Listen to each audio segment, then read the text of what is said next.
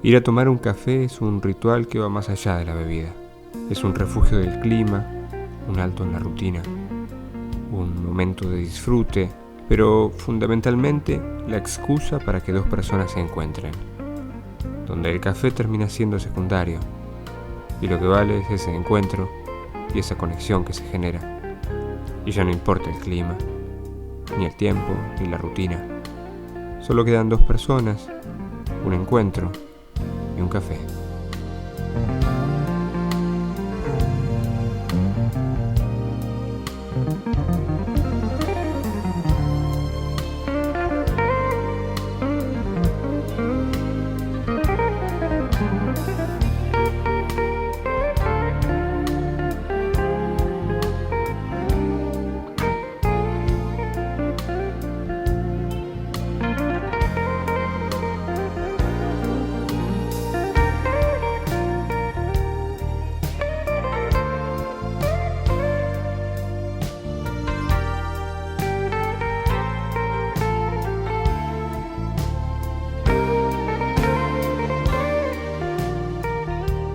Gracias, Alberto, por venir a tomarse un cafecito con nosotros. Gracias por invitarme. A charlar un rato. Siempre es un placer, un gusto encontrarlo. Y tener la oportunidad de hablar de algunos temas que se habla siempre en la televisión, como de la física cuántica, de las religiones, esas cosas que se habla todos los días habitualmente. No, a mí me interesa, al menos para arrancar, Alberto, empezar hablando de usted. Sí. Que es quien comenzó a pensar ese tipo de cosas. Como su formación básica de la ingeniería y luego, bueno, todos los posgrados vinculados a la física, ¿cuándo aparece la física cuántica en particular? Bueno, es muy complejo. Yo tengo una formación académica muy caótica. Inicié mis estudios en Córdoba en ingeniería electrónica en tercer año más o menos. Tuve una beca y me fui a... Buenas tardes. ¿Qué vas a tomar? Café, un cafecito. Ahí está, un café chico. ¿Sí? Ahí está, 2 cafés chicos. Perfecto, gracias. Inicié mi estudio en ingeniería y al tercer año más o menos me fui a Estados Unidos con una beca. Ajá. Allí concluí ingeniería, hice el Bachelor of Science en ingeniería y hice un Master of Science en la Universidad de Cornell, ya en algo un poquito saliendo de la ingeniería en física aplicada. Sí. Y eso se dio, ahora seguimos con la cronología, sí. Pero esa necesidad del paso de la de la ingeniería electrónica a la física, ¿se dio por una cuestión natural que se fue conectando o había una necesidad de No, se dio un poco quizás por un error en mi opción de carrera. Lo que siempre me gustó ya desde chico, que lo torturaba mi padre haciéndole preguntas difíciles, lo que siempre me gustó era la física. Sí. Un poco por mal asesoramiento comencé a estudiar ingeniería, pero no fue una mala opción. En realidad, al final resultó que funcionó todo muy bien. Empecé a estudiar ingeniería, pero lo que siempre me gustó fue la física. Entonces, en esa evolución fui siempre derivando hacia la física. Sí. O sea, como dije, hice el Master of Science en Física Aplicada. Volví a Argentina, estuve un año y con una beca me fui a Alemania ya para hacer un doctorado en física teórica, que era lo que siempre me había fascinado, ¿no? En la Universidad de Heidelberg, ¿no? Y ahí en Alemania. ¿Y ahí entra la física cuántica o ya estaba desde antes? Yo ahí entré en Alemania, hice mi doctorado sobre el tema de física de partículas elementales. Que por supuesto ahí la física cuántica es la herramienta, ¿no? No es en realidad el estudio de la física cuántica, pero para entender las partículas elementales se usa el lenguaje necesario, que es el de la física cuántica, ¿no? Las partículas, si uno pretende analizar las partículas con la física, la de Newton, la que hemos pretendido, la que hemos aprendido o mal aprendido en la escuela, fracasa todo, anda malísimo. Las partículas exigen ser descritas con la física cuántica. Estuve en Alemania, bueno, mi idea era quedarme en Alemania unos pocos años, hacer mi doctorado y volver a Argentina, pero cuando ya terminé mi doctorado era la catástrofe política en Argentina, era la dictadura monstruosa, entonces por cuestiones de salud decidí quedarme en Alemania y al final me terminé quedando 15 años en Alemania, ¿no? Tiempo considerable. Cuando se reinstauró la democracia en Argentina, volví a Argentina y ya estando en en Alemania me enteré que había una universidad nueva en Mar del Plata. Sí. Bueno, hice los contactos, me contacté con Zamorano, que me invitó a venir. Sí. Justamente yo podía brindar en ese momento lo que la universidad necesitaba. Un físico con ganas de hacer cosas. Sí. El departamento de física estaba recién creado y necesitaba bueno, coincidieron las necesidades con lo que yo podía brindar, y la oferta fue una suerte. Estoy muy contento de haber tomado esa opción y estoy en Mar del Plata desde hace ya más de 25 años. ¿Extrañando Córdoba un poco? Sí. Extrañando siempre Córdoba, y cada vez que puedo me voy a Córdoba. La tonada está ahí, no se ha ido a ningún lado. Para eso voy, para recargar la tonada. No, tengo una casa en Córdoba, en mi casa, en un lugar lindísimo, se llama Santa Catalina, en el norte de Córdoba. Y cada vez que podemos vamos allá, porque el corazón lo tenemos allá. Y me imagino. Alberto, imagino que, bueno, esta calificación de física o de ciencia básica o ciencia aplicada, ¿usted está de acuerdo con esa así calificación gruesa como categorización? Más o menos. Más o menos. No son dos, son, digamos, enfoques distintos. La ciencia es la ciencia. Por cuestiones de interés, algunos físicos se interesan más por buscar lo fundamental, la esencia, lo esencial de la naturaleza, y eso se lo puede buscar ya sea por métodos teóricos o por métodos experimentales, que la teoría y el experimento tienen que estar siempre en buenas relaciones. Claro. Y eso es lo que sería la física básica, que es lo que a mí me interesa.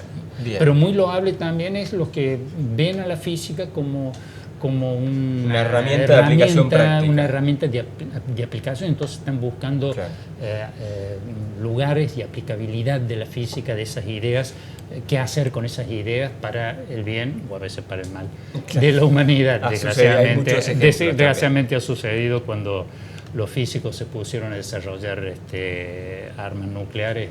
Realmente fue una cosa que en mis códigos éticos es una cosa escandalosa, un desastre, ¿no? Pero bueno. Estuvo bien claramente la ciencia al servicio de...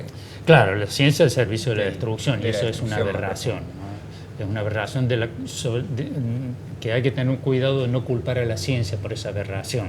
La ciencia fue en ese caso un instrumento que se utilizó para hacer una monstruosidad. O sea, un martillo puede ser bien usado o mal usado. La ciencia puede ser bien usada o mal usada. La ciencia no tiene en sí una valoración ética. La ciencia es saber. Ahora, ¿qué hago con ese saber? Ahí aparece la valoración ética. Claro. Si yo con ese saber, con ese martillo, te pego en la cabeza, bueno, malo. Si yo con ese martillo construyo una vivienda, es bueno. El martillo no es ni bueno ni malo. ¿Qué se hace con la ciencia? Puede ser bueno o malo, ¿no? La decisión de desarrollar la ciencia básica, la física más abstracta, si se quiere, también fue una necesidad personal de encontrar algunas respuestas que no había. Bueno, la ciencia, sí, la ciencia básica siempre está buscando más que respuestas, a veces está buscando preguntas. Es notable que casi siempre que ha habido grandes progresos en la ciencia es porque se estaba buscando una cosa y se encontró otra. Ha sucedido, por ejemplo, con la física de las partículas elementales, que todos los aceleradores de partículas han sido construidos con la meta de descubrir cierta partícula, como sucedió últimamente en el CERN, con el bosón de Higgs. Ahora, todos los aceleradores, además de cumplir con esa meta de descubrir cierta partícula, han hecho enormes cantidades de descubrimientos que eran insospechados en el momento de construir el acelerador, ¿no? Por eso es uno de los argumentos importantes que se usa en política científica, de que uno no puede predecir qué va a resultar de una inversión, que son inversiones gigantes. Claro. ¿Qué va a resultar? En tiempo y en dinero. Y en tiempo y en dinero enormes, ¿no? ¿Qué va a resultar de una construcción de un aparato, de una investigación científica? Una anécdota divertida al respecto. Cuando, a ver si no me equivoco, un historiador de la ciencia puede escandalizar. Está tomando nota. Cuando creo que fue Faraday, se presentó ante ministros y funcionarios de la corte en Londres a mostrarles la inducción electromagnética. Entonces se hace un aparato, le muestra y los asombró con un pequeño experimento que se hace sobre la mesa. Y uno de los ministros ahí de la corte le pregunta, ¿y eso para qué sirve? ¿No? Era el ministro de Finanzas. ¿Y eso para qué sirve? Y Faraday le contesta, mire, la verdad yo creo que no sirve para nada, pero le aseguro que en algún momento usted va a estar cobrando impuestos por esto. Y realmente, bueno, toda la inducción electromagnética, todos los motores que funcionan ahora funcionan en base a eso, y las arcas de todos los estados han recaudado muchísimo en base a un descubrimiento que se hizo primero. Y no tenía una aplicación práctica. Sí, claro, nadie buscaba la aplicación práctica. Eso es siempre en la física, se busca saber. Y siempre ha sucedido que el saber ha generado, bueno, avalanchas de aplicaciones prácticas.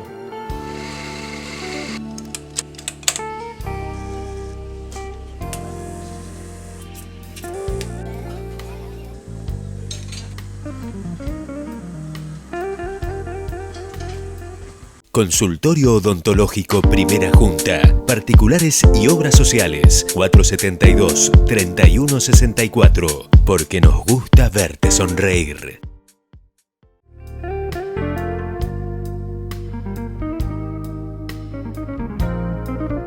En la vida profesional de suya, pero no hablar en general, sino hablar en particular, que es la investigación en física básica, en algo tan abstracto y con una meta tan desdibujada o tan compleja o tan difícil de agarrar, ¿no? A lo mejor pasa toda una vida sin llegar a ese objetivo. Sí, por supuesto. Mi actividad como investigador es mucho más relajada ahora, pero siempre ha sido por una necesidad de curiosidad. La verdad que nunca tuve un lineamiento muy claro de decir, bueno, no, voy un a objetivo, hacer esto, quiero llegar a un punto. Generalmente uno está haciendo cosas, no sabe lo que está, uno está ciego, está manejándose ciego, tanteando cosas, y de golpe uno toca algo y dice, oye, esto puede ser interesante.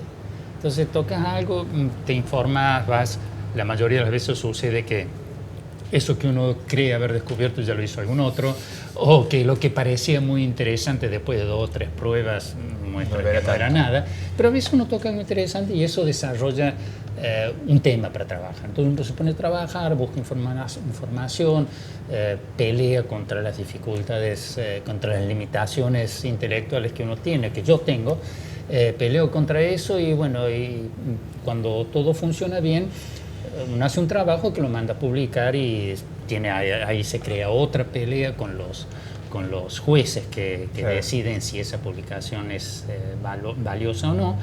Y bueno, y después termina publicado en una revista, ¿no? Eso es un poco ahí estaría como el final de ahí estaría como el final de ese pequeño aspecto. Pero bueno, la sociología de la investigación está basada en que hay muchos físicos como yo, que están trabajando en temas que no necesariamente llevan a una explosión de una idea genial, pero que generan el estrato sociológico del cual sí es necesario ese estrato sociológico para que surjan las grandes ideas y los grandes físicos. O sea, si uno quiere manejar la política científica de un país y decir, bueno, quiero tener un premio Nobel de física, lo que tenés que hacer es empezar a enseñar muy buena física en el colegio primario, en el secundario, en la universidad. Entonces va a tener muchos niños que aprenden física, muchos niños que estudian física bien en el colegio secundario, muchos ingresantes a estudiar física en la universidad.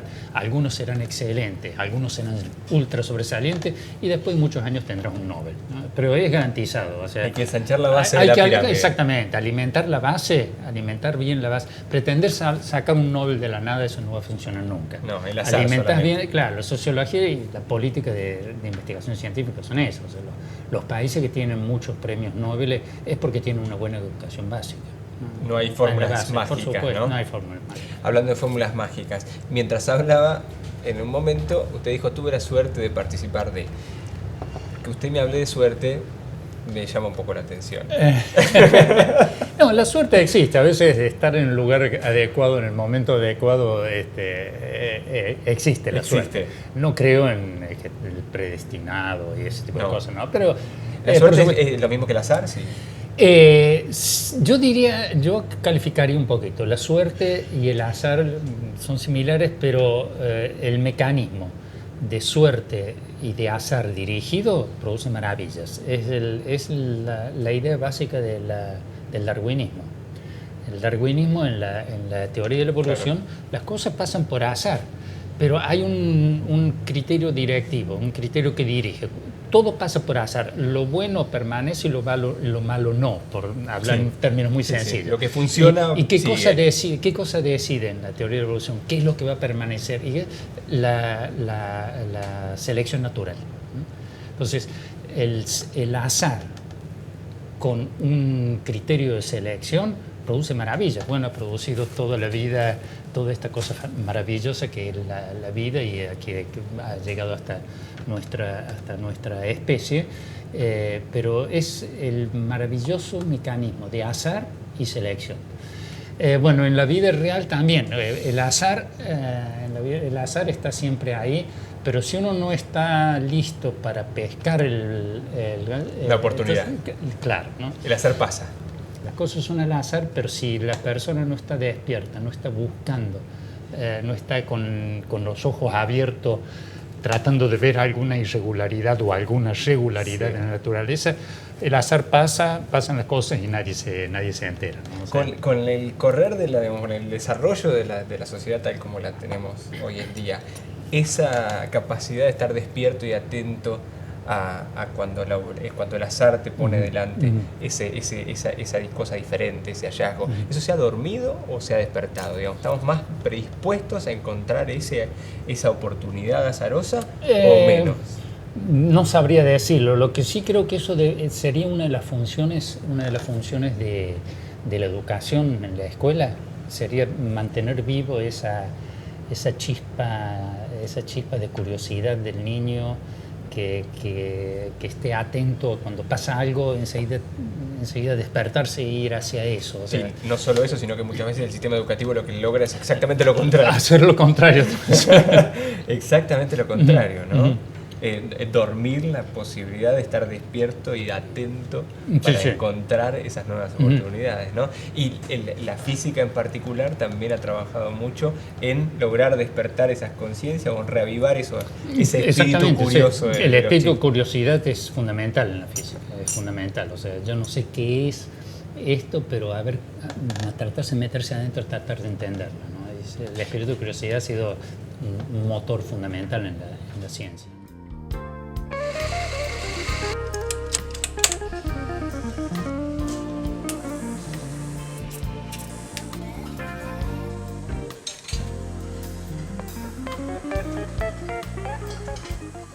Consultorio Odontológico Primera Junta. Particulares y obras sociales. 472-3164. Porque nos gusta verte sonreír.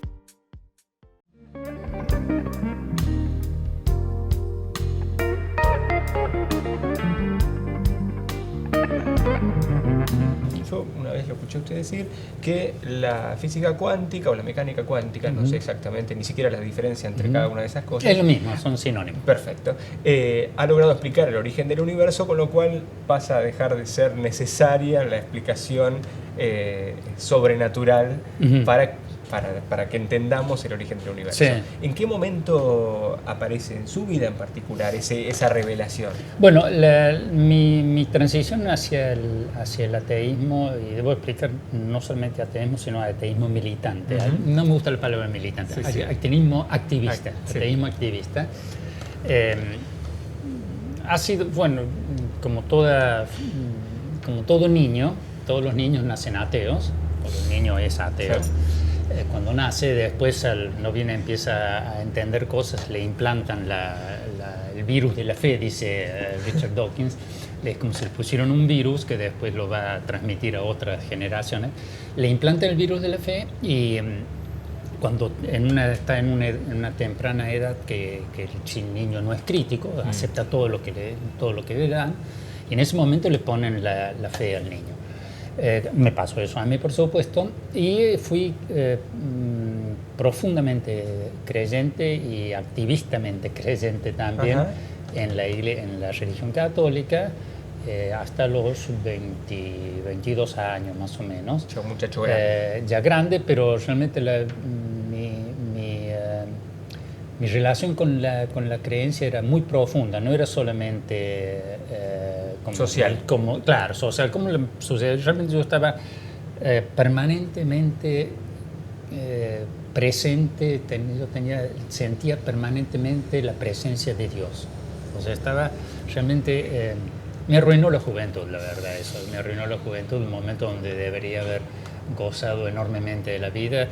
Era temeroso de Dios, estaba imbuido del pensamiento trágico que tiene la religión católica, la culpa, el sentimiento de culpa, las cosas más bellas, que por ejemplo lo sexual, las cosas más bellas que tiene la vida, tomadas con culpa, con remordimiento. Realmente fui creyente, profundamente creyente hasta los 20 años. Ahí jugó un rol muy importante el hecho que me fui de mi ámbito cultural, social, religioso, yo obligaría a todos los jóvenes a salir de su familia, de su ciudad, de su escuela, de su religión, salir y conocer otras cosas. Bueno, yo me fui, cuando contaba que me fui con una beca a estudiar ingeniería en Estados Unidos, y ahí empecé a hacer una leve transición. Primero empecé a perder la necesidad de estar permanentemente meditando frente a Dios. Empecé a perder el atractivo sexual, empezó a jugar un rol bastante pesado por la contradicción que hay entre la sexualidad y la religión. Bueno, ahí empezó a ganar la sexualidad, felizmente.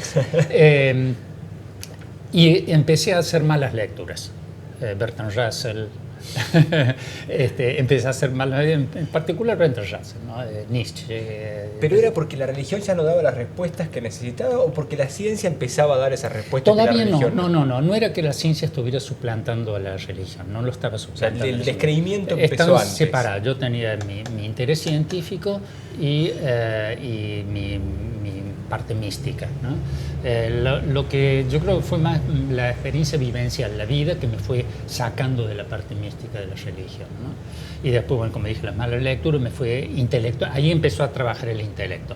Intelectualmente empecé a analizar la religión en forma crítica, en forma que, o sea, que cualquier elemento que tú tomes de la religión va rápidamente a encontrar en conflicto con algún conocimiento científico o con alguna lógica racional. Las religiones son absolutamente irracionales y por eso sobreviven, porque si no estaría demostrado como un teorema que Dios no existe, que la religión, todo lo que dice la religión es falso y la gente lo abandona. La gente sigue las religiones porque son irracionales, ¿no?